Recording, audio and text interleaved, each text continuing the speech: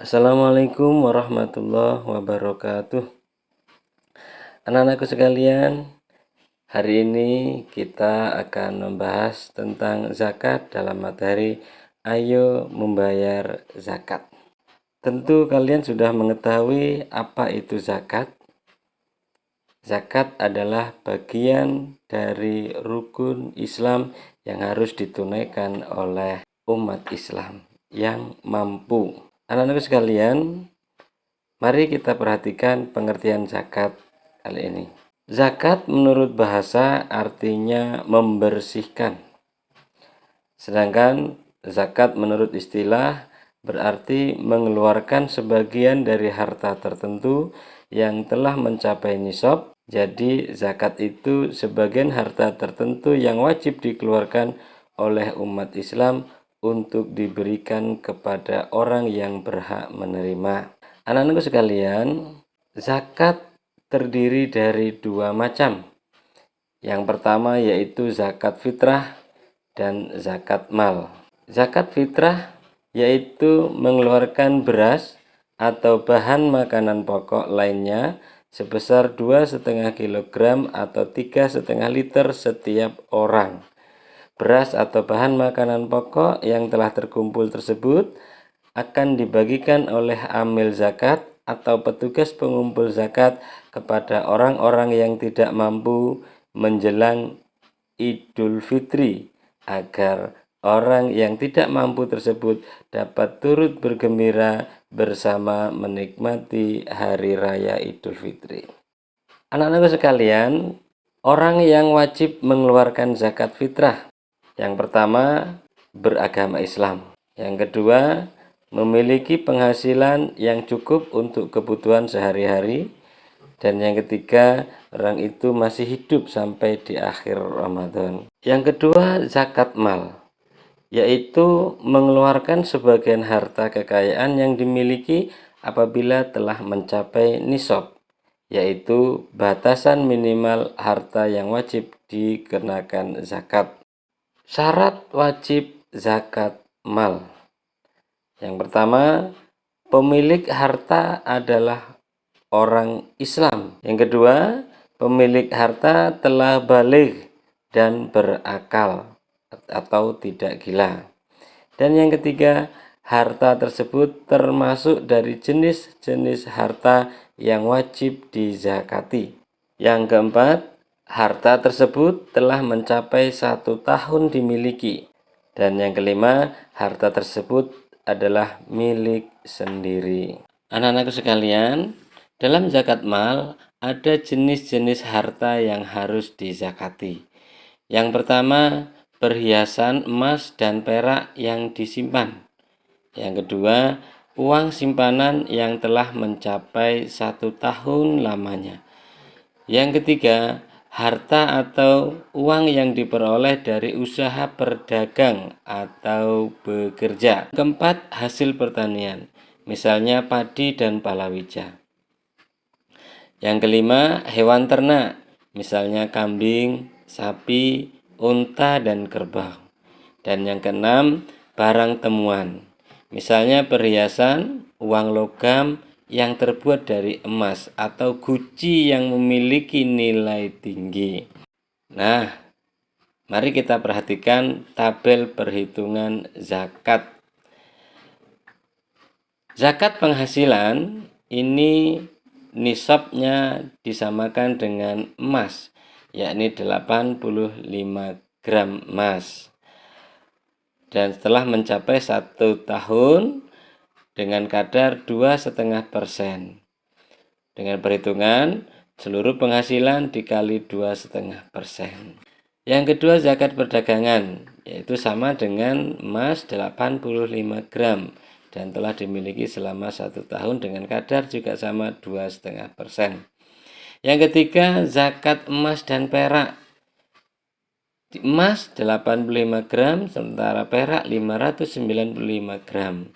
Juga sama haulnya 1 tahun dan kadarnya 2,5%. Selanjutnya zakat pertanian. Ini jika berupa padi menanam hasilnya beras, maka 520 kg beras ini dibayar setiap panen dengan kadar 10% jika dialiri oleh air hujan dan 5% jika dialiri oleh irigasi. Adapun perhitungannya yaitu 10% dikali hasil panen atau 5% dikali hasil panen. Selanjutnya zakat tabungan. Ini nisabnya juga sama 85 gram emas dan telah dimiliki selama 1 tahun dengan kadar 2,5%.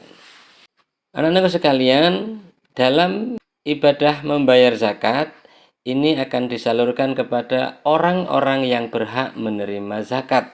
Dalam hal ini Allah sudah menjelaskan dalam surat At-Taubah ayat 60 yang berbunyi A'udzu billahi minasyaitonir rajim. Bismillahirrahmanirrahim. إنما الصدقات للفقراء والمساكين والعاملين عليها والمؤلفة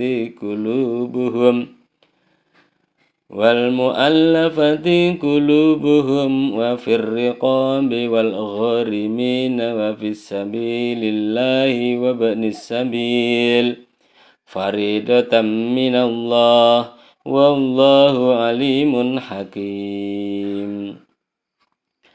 Yang artinya sesungguhnya zakat itu hanyalah untuk orang-orang fakir, orang miskin, amil zakat yang dilunakkan hatinya atau mu'alaf untuk memerdekakan hamba sahaya, untuk membebaskan orang yang berhutang, untuk jalan Allah dan untuk orang yang sedang dalam perjalanan sebagai kewajiban dari Allah Subhanahu wa taala. Allah Subhanahu wa taala Maha mengetahui, Maha bijaksana. Surat At-Taubah ayat 60. Anak-anak sekalian, 8 golongan yang berhak menerima zakat sebagaimana tadi dijelaskan dalam surat At-Taubah ayat 60 adalah 1 orang fakir. Yang kedua, orang miskin. Ketiga, amil. Keempat, mu'alaf. Yang kelima, gharim. Keenam, fisabilillah. Ketujuh, hamba sahaya. Dan kedelapan, ibnu sabil. Dan penjelasannya secara rinci yaitu orang fakir, yaitu orang yang tidak mempunyai pekerjaan dan penghasilan untuk memenuhi kebutuhan hidupnya. Adapun yang dimaksud dengan orang miskin yaitu orang yang mempunyai penghasilan tetapi penghasilannya tidak cukup untuk memenuhi kebutuhannya sehari-hari. Nah, adapun yang berhak menerima zakat yang ketiga yaitu amil, yaitu orang yang diberi tugas untuk mengumpulkan dan membagikan zakat. Dan yang keempat yaitu mu'alaf, yaitu orang yang baru masuk Islam yang imannya masih lemah. Adapun yang kelima, golongan orang yang berhak menerima zakat adalah gharim, yaitu orang yang berhutang karena untuk keperluan yang bukan maksiat, tetapi dia tidak sanggup membayarnya. Dan yang keenam, fisabilillah, yaitu orang yang berjuang untuk kejayaan Islam. Yang ketujuh, hamba sahaya, yaitu budak yang ingin memerdekakan dirinya tetapi uangnya belum cukup. Mereka juga berhak menerima zakat. Adapun yang ke-8 atau yang terakhir yaitu ibnu sabil, yaitu seseorang anak yang sedang menuntut ilmu namun kesulitan dalam pembiayaan. Anak-anak sekalian, setelah kita membayar zakat, maka kita juga harus mengetahui apa sih hikmahnya membayar zakat. Hikmah membayar zakat ada 5 di sini. Yang pertama yaitu membersihkan harta dan jiwa kita. Yang kedua yaitu membantu orang, di mana dengan kita membayar zakat, mengeluarkan zakat, apa yang sudah kita keluarkan itu, apa yang sudah kita bayarkan, ini akan dapat membantu saudara-saudara kita yang lain yang belum mampu untuk membayar zakat fitrah ataupun zakat mal. Dan yang ketiga, menumbuhkan jiwa sosial. Tentu dengan kita membayar zakat, jiwa sosial kita untuk saling menolong sesama akan tumbuh dengan baik. Dan yang keempat, yaitu menumbuhkan sifat jujur. Sifat jujur dapat muncul, dapat tumbuh dalam jiwa seseorang yang ikhlas mengeluarkan zakat mal khususnya. Mengapa kok sifat jujur? Karena orang yang jujur pasti dia akan mengakui bahwa asetnya, bahwa hartanya sudah mencapai satu nisab, kemudian dihitung untuk dibayarkan. Jadi zakat dapat mendekatkan diri kita kepada Allah Subhanahu wa taala. Nah, anak-anak sekalian, materi kita semoga anak-anak sekalian bisa mengerti dan nantinya bisa mengamalkan yang ketiga, yaitu membayar zakat, baik zakat fitrah maupun zakat mal. Terima kasih atas segala perhatian. Khairul kalam, wallahul muwaffiq illa aqwamit wal afu minkum. Wassalamualaikum warahmatullahi wabarakatuh.